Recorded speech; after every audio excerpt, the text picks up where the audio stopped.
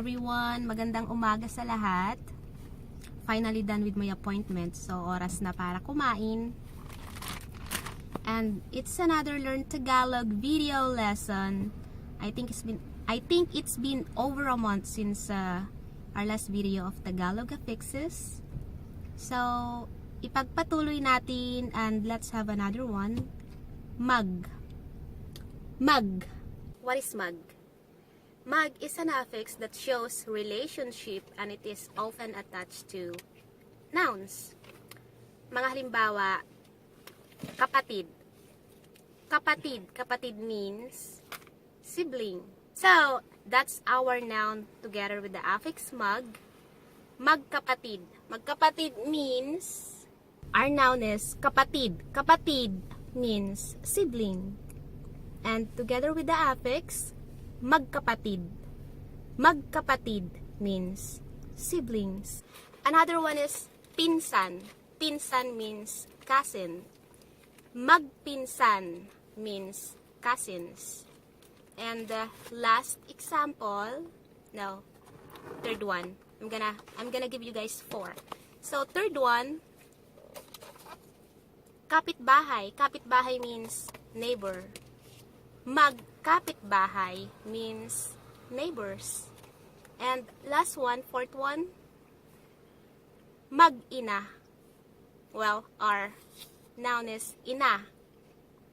Mag-iina means mother and daughter or mother and son. Mag-ina kami. Mag-ina kami. Also, I just want to add that a hyphen is used if the noun starts in a vowel. Like our last example, ina, mag-ina.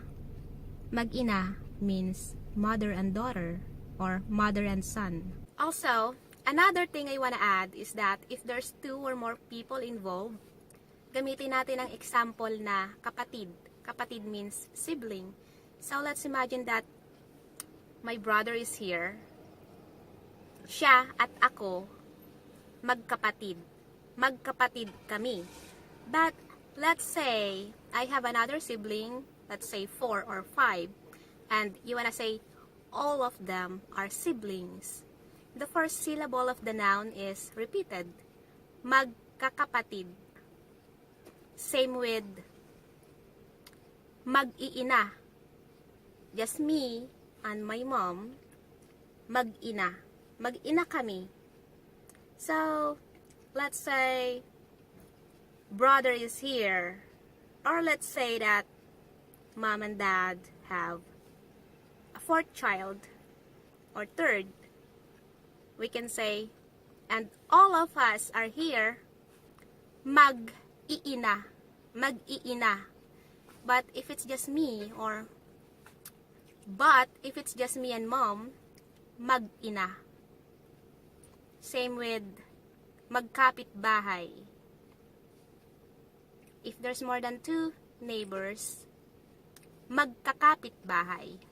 Magkakapitbahay. Magpipinsan. Magpipinsan means cousins. But, magpipinsan. If there's gonna be 3 or 4 cousins, magpipinsan. Another use of Mag Affix is that it is used to form the basic form, the imperative form, and the future tense form of a mag verb, which is an actor-focused verb. Halimbawa ay magbasa. Well, that's the basic and the imperative. Magbasa. If you wanna tell someone to read, magbasa ka ng dyaryo. Magbasa ka ng dyaryo. And the future tense form, magbabasa ang babae ng dyaryo. Magbabasa ang babae ng dyaryo. Or, magbabasa ako ng dyaryo. Diba, Mudra? Mm-hmm. So, ayun lang. That's about it for our affix video, for our Mag Affix video. And if you guys want to see more examples, you can check it under info below from YouTube. because I also share the video on the Facebook page. So you're not gonna see it there, guys, unless you go to YouTube and click on the info section. It's all there. Babush! Babush Mudra! Bye.